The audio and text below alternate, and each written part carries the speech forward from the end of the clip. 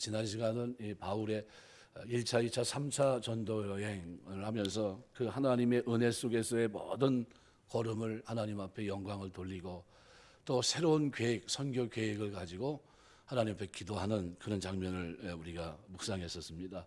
오늘은 마지막 이 기도 부탁하는 이 장면을 통해서 사실상 로마서에 대해서는 끝이 아닌가 싶을 정도로 이제 16장에서는 자신을 도와줬던 협력자들을 쭉 기록합니다. 그래서 오늘 마지막 기도 부탁하는 이 장면이 사실은 로마서에서 마지막 대목이 아닌가 이렇게 생각이 됩니다.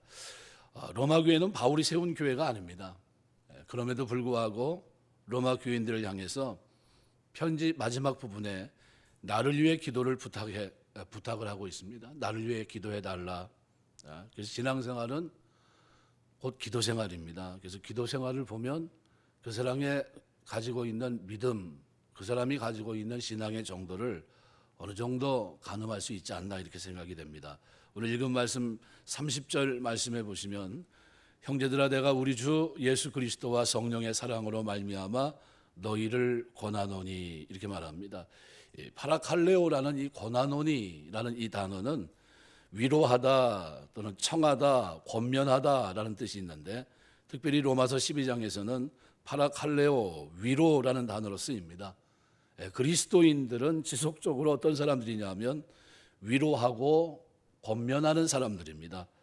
누구로 말미암아? 그리스도로 말미암아, 예수 그리스도로 말미암아 그리스도를 통해서 위로하는 사람들입니다. 그래서 오늘 30절에 보면 예수 그리스도와 성령의 사랑으로 말미암아 성령의 사랑으로 말미암아 너희를 권한다 이렇게 표현하고 있어요.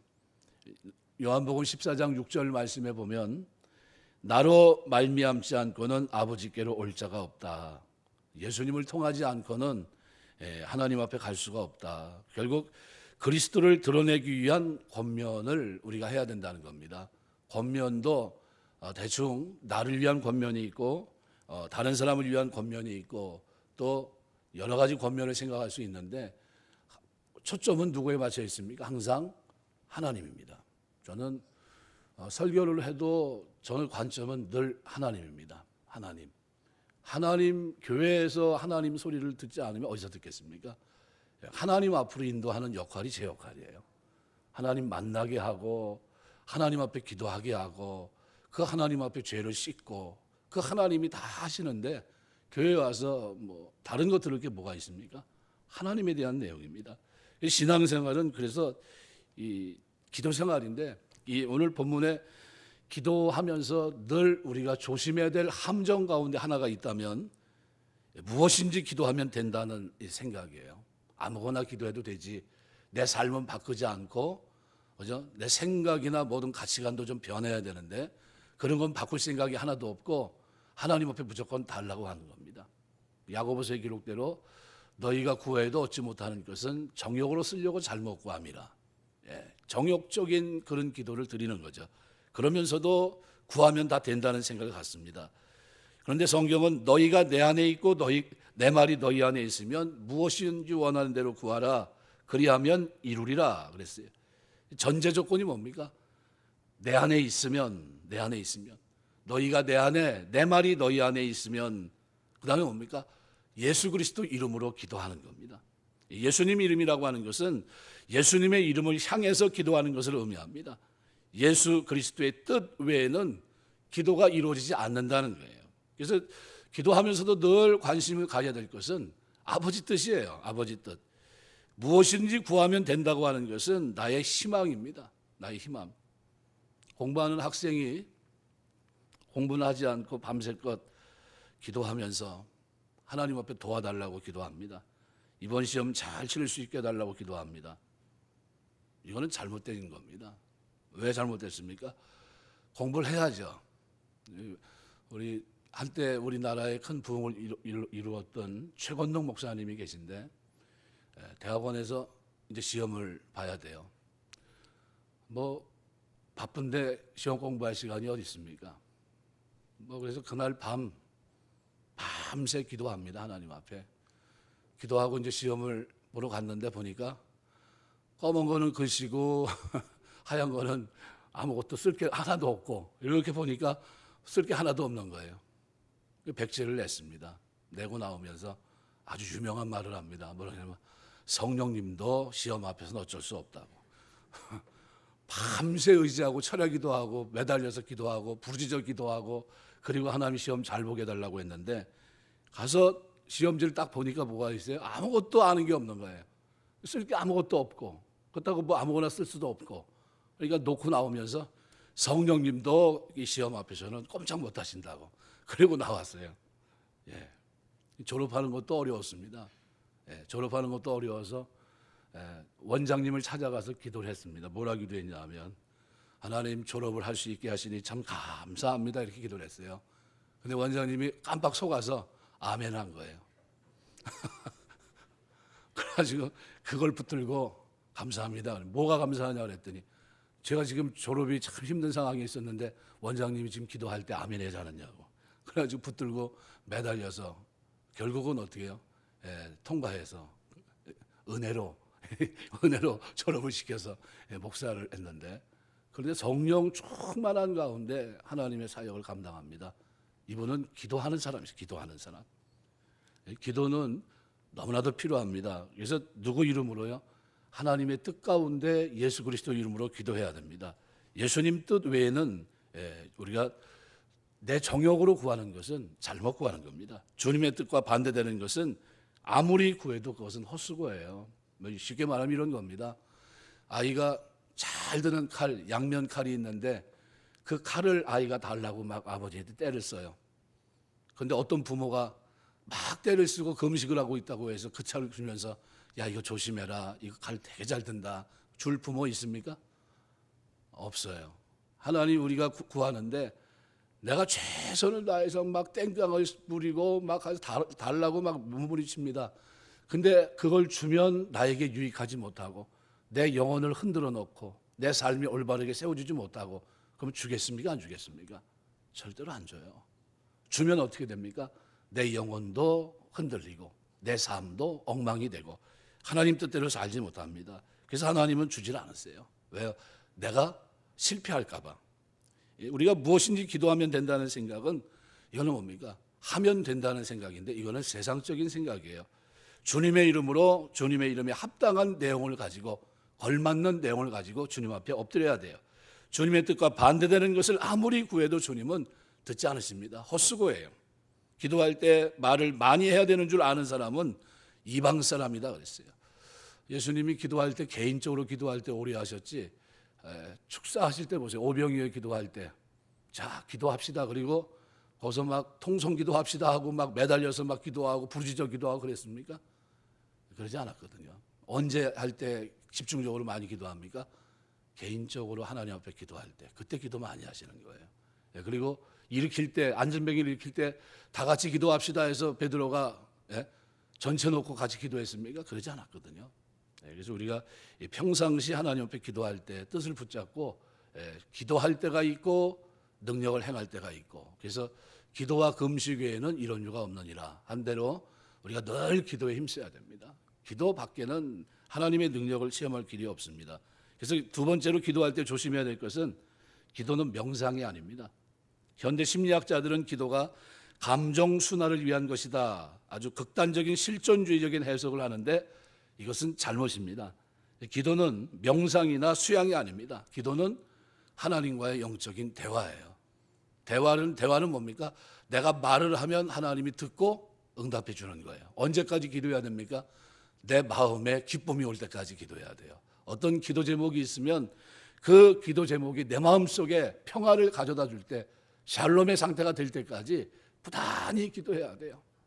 얼마나 기도합니까? 어떤 사람은 구원을 위해서 어떤 한 사람을 놓고 기도했는데 한 15년, 20년 이렇게 기도해요. 아무리 기도해도 어때요? 변화가 없어요. 그래도 끝까지 기도합니다.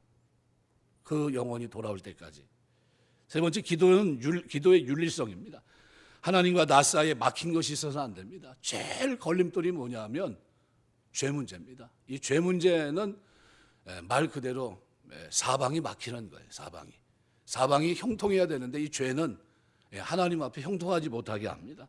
그래서 누가 나를 원망하는 일이 있으면 재물을 두고 가서 화해하고 돌아오라는 말씀 그대로, 이게 뭐를 이해할 때 십계명입니다.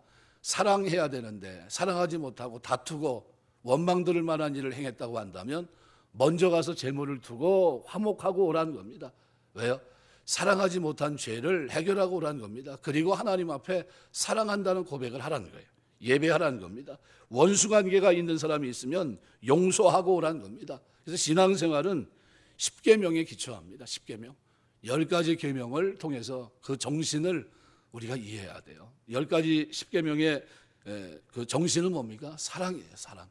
하나님 사랑하고 이웃 사랑하는 거. 그래서 구약과 신약은 다르다 그랬어요. 구약은 어때요?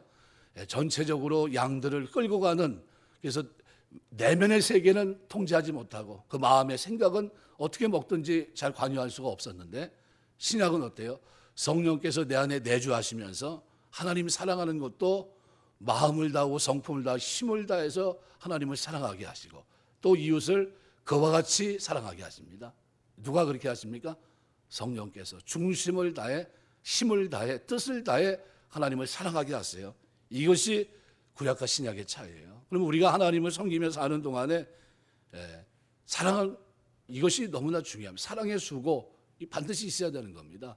뭐 신앙생활 잘하는 사람이 있고 잘하지 못하는 사람은 이렇게 살지 않아도 되고 뭐 이런 문제가 아닙니다.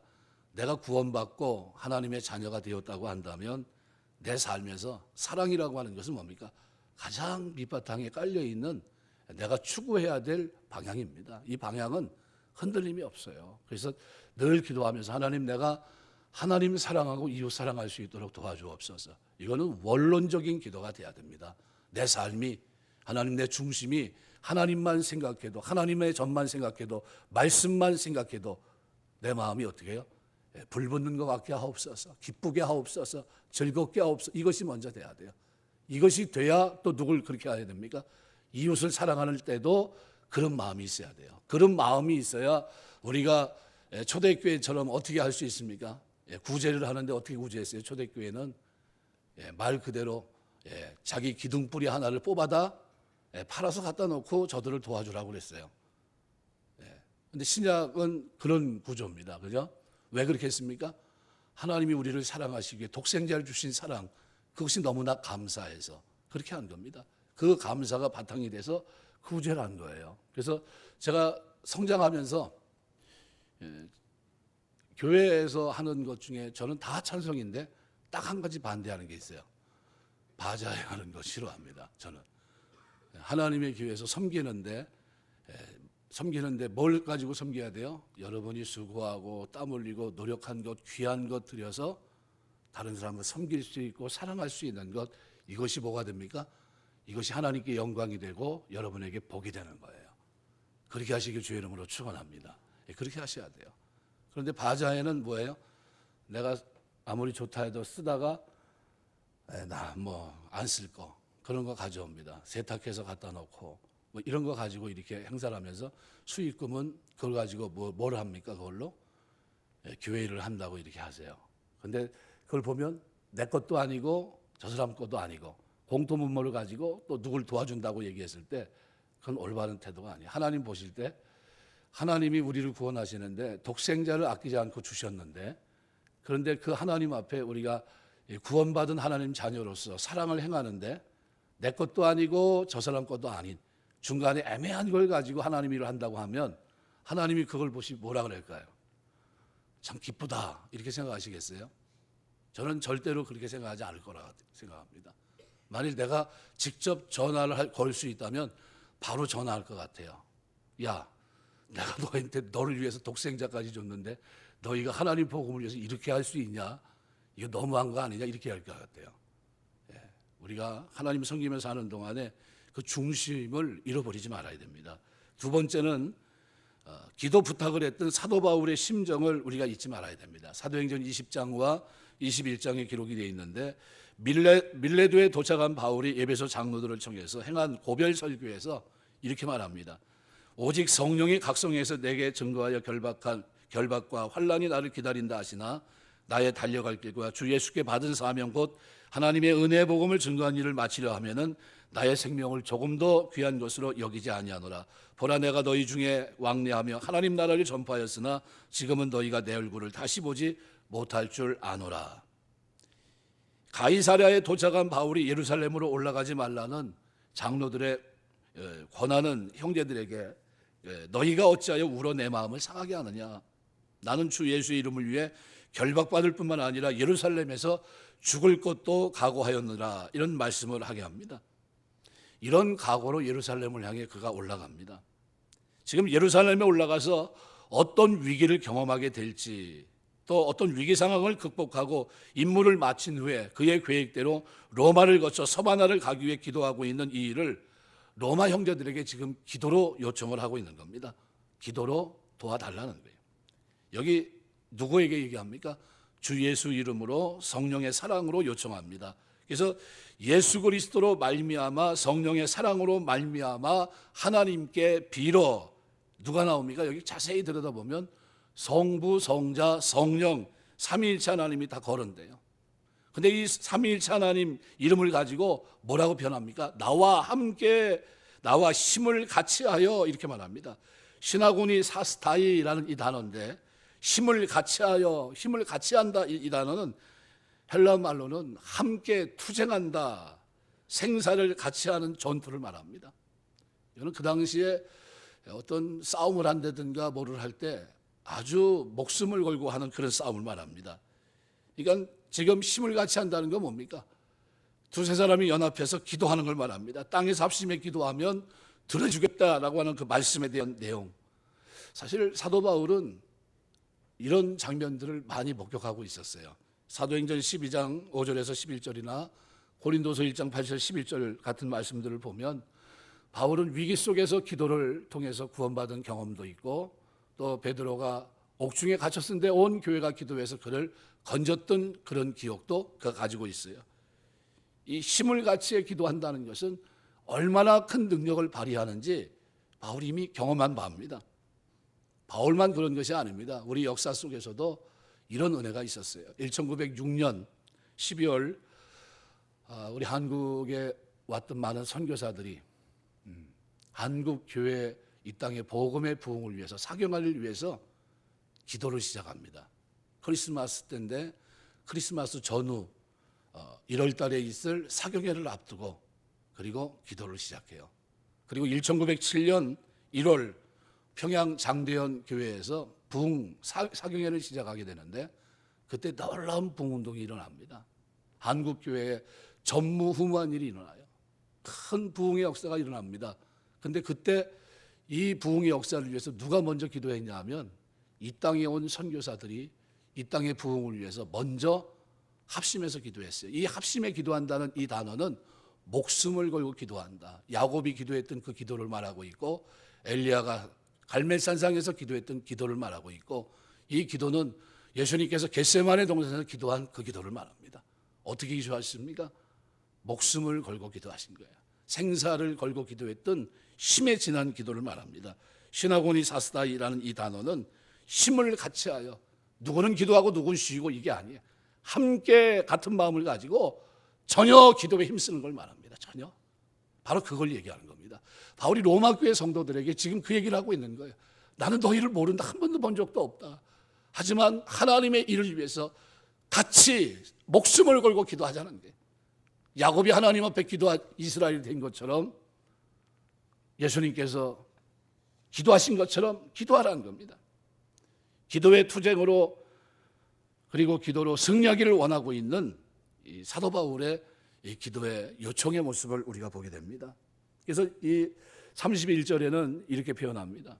나로 유대에서 순종하지 아니하는 자들로부터 건짐을 받게 하고, 두 가지 기도 제목이 그 속에 담겨 있어요. 또는 예루살렘에 대하여 내가 섬기는 일을 성도들을 받을 만하게 하고, 이 두 가지인데, 여기 보면 나로 유대에서 순종하지 아니하는 자들로부터 건짐을 받게 한다. 이 건짐이라고 하는 이 단어가 육체적인 구원을 의미하는 것이 아닙니다. 사도행전 20장 23절 24절 기록에 보면 이 말씀은 바울이 로마서를 쓰고 있던 고린도를 떠나 밀레도에 도착했을 때 한 말입니다.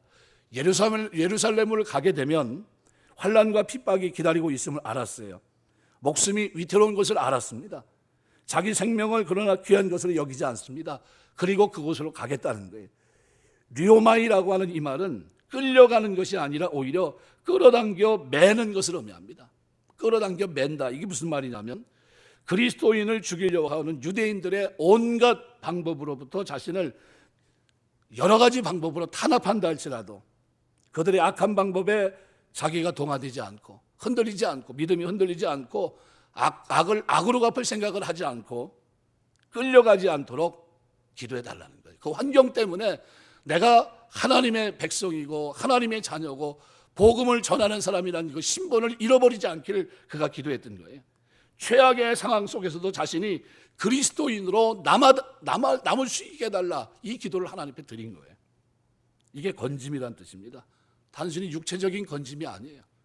이거는 하나님의 사람으로 하나님의 사람답게 살 수 있도록 도와달라는 기도를 드렸던 거예요. 그걸 위해서 요청한 겁니다.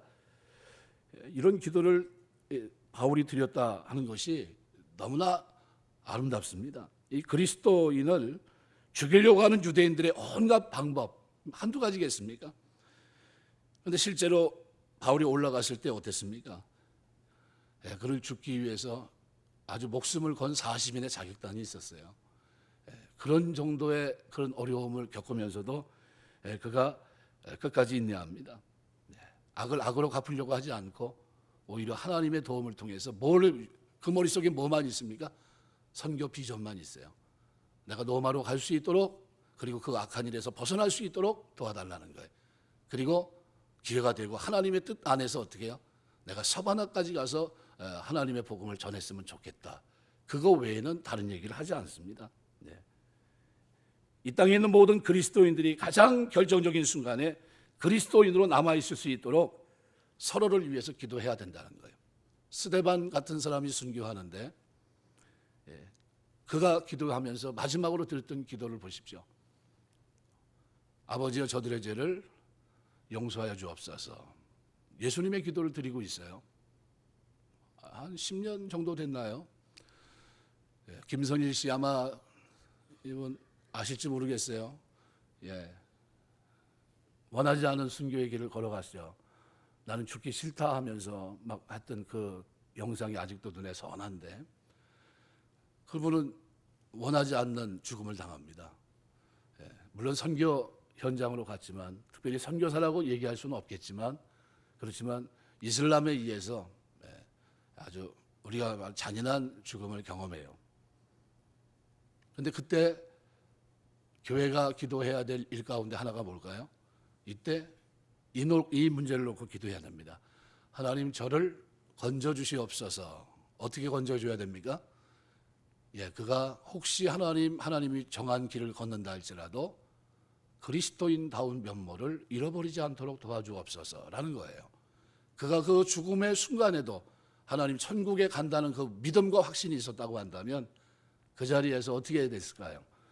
아마 대답도 말하는 것도 행동도 표정도 달라졌어야 돼요. 그런데 그 마지막 장면에서 건짐을 받지 못하는 그런 모습을 보여줍니다. 우리가 그때 뭐 해야 됐을까요? 기도해 줬어야 돼요. 샘물교회죠. 샘물교회 박은조 목사 교회 관계되어 있는 청년이었는데 짧은 나이에 이제 하나님의 부름을 받았습니다. 원하지 않는 뜻하지 않은 순교의 길을 걷게 됐는데 그런데 그때 그에게 가장 필요했던 것은 뭘까요? 바로 건짐이에요. 건짐. 하나님 그를 류오마이 끌려가는 것이 아니라 오히려 끌어당겨 갈 수 있는 그런 삶이 될 수 있도록 인도해 달라는 거죠.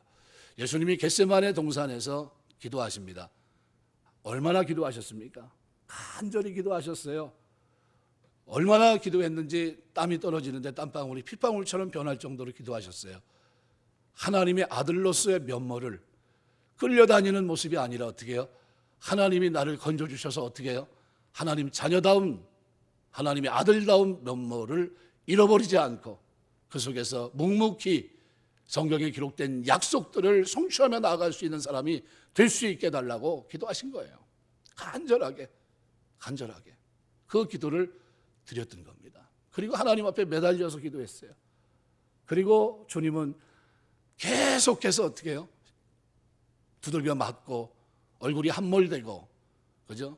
십자가를 지고 등짝에 채찍을 맞고, 그럼 피가 송송송 나오고, 그러면서 십자가를 치면서 다 모든 말씀들을 다 성취해 나갑니다. 그런데 그 입에서 십자가에 달렸을 때 나와야 될 세상 사람들처럼 욕이 나와야 되는데, 육두문자가 쏟아지고 저주하고 막 해야 될 텐데 그 입에서 아무런 말이 나오지 않아요. 누가 함께 하셨기 때문에요? 이미 기도하셨어요. 건져달라고. 하나님 앞에 기도하셨어요. 부르짖고 기도하셨습니다. 땀방울이 핏방울이 될 정도로 매달려서 하나님 앞에 기도합니다. 말씀의 성취를 위해서 한마디 한마디가 어떻게 해요? 말씀을 이루시는 장면이었어요. 그리고 십자가를 지십니다. 이것이 우리 주님이셨어요.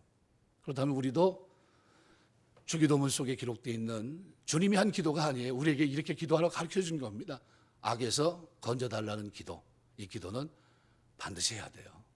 하나님, 내가 어떤 상황이 됐든 내가 하나님의 자녀란 사실을, 신분을 잊지 않게 하시고, 혹시 악한 일이 일어나나 할지라도 내가 하나님 자녀의 정체성을 잃어버리지 않도록 도와주시고, 거기에 걸맞는 삶을 살아갈 수 있도록 도와주옵소서. 이 기도는 오늘 우리가 드려야 될 기도인데, 그런데 이 기도는 다만 우리 개개인이 드릴 기도가 아니라 공동체 전체가 서로가 서로를 위해 기도해 줘야 되는 중요한 기도라는 겁니다.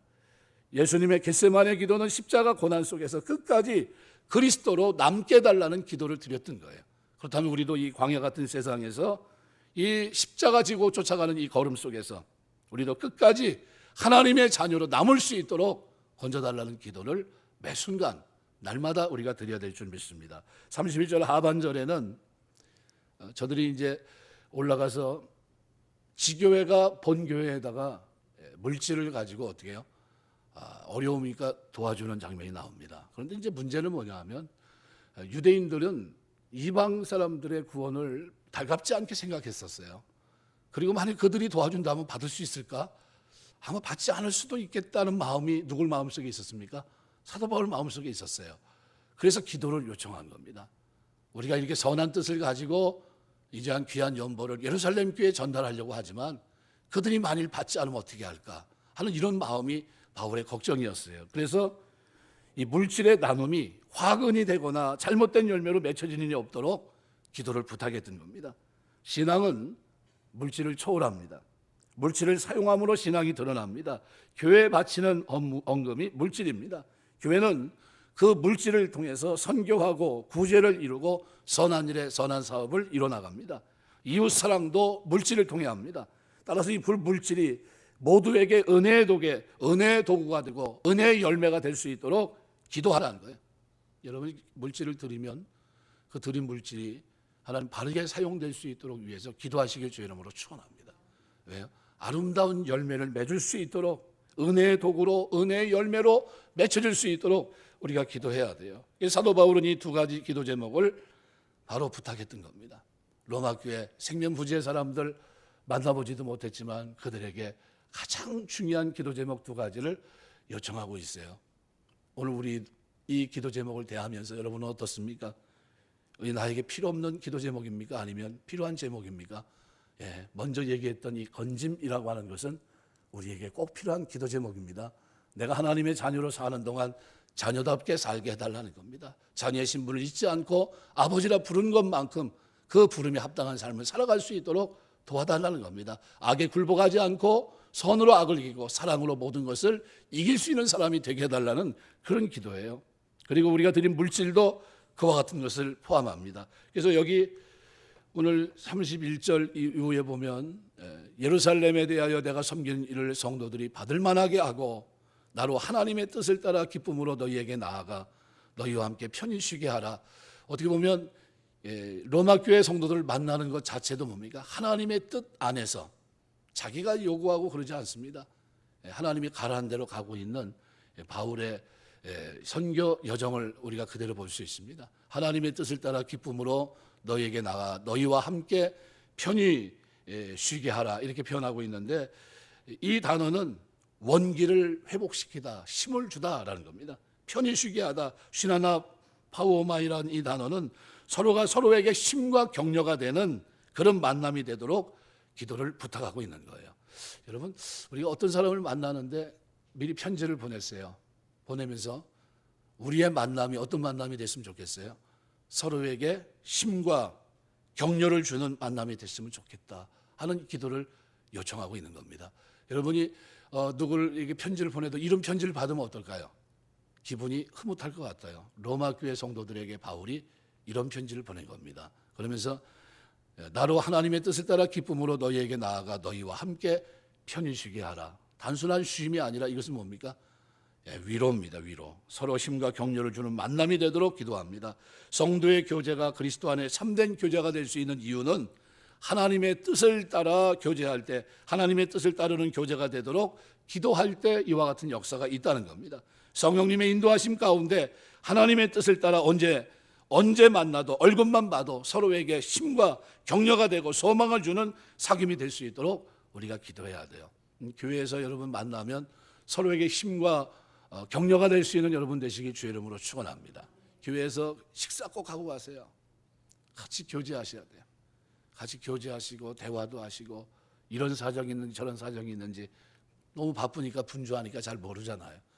그럼 같이 얘기하면서 뭐 얘기해야 됩니까? 가장 중요한 거는 기도 제목이에요. 내가 이렇게 살고 있습니다. 나를 위해 기도해 주십시오. 그럼 뭐라고 얘기해야 돼요? 저는 이렇게 살고 있습니다. 나를 위해 기도해 주십시오. 만나면 어떻게 해야 돼요? 서로 기도의 힘이 되고 서로 위로가 되고. 이거 뭡니까? 교회예요. 교회에서 만약 이런 제목이 오가지 못하면 그 교회는 어떻게 해요? 냉랭한 교회입니다. 냉랭한 교회. 식탁 교제는 마음을 열게 합니다. 열어서 뭐 합니까? 서로의 사정을 좀 알고 기도해 주는 겁니다. 그 사람을 평가하기 위한 것이 아니에요.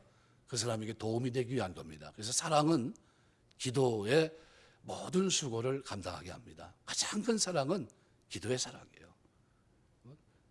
참 기도하는 게 어려운 줄 압니다. 그래서 제일 고마운 분들이 있으면 기도하는 사람들이에요. 기도하는 사람들.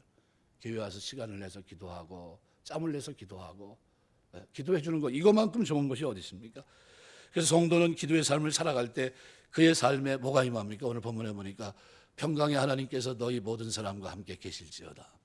평강, 샬롬이 거기에 있습니다. 기도와 샬롬. 하나님이 우리 마음과 생각을 지켜주십니다. 아무것도 염려하지 말고 모든 일에 기도와 간구로 너희 구할 것을 감사함으로 하나님께 아뢰라.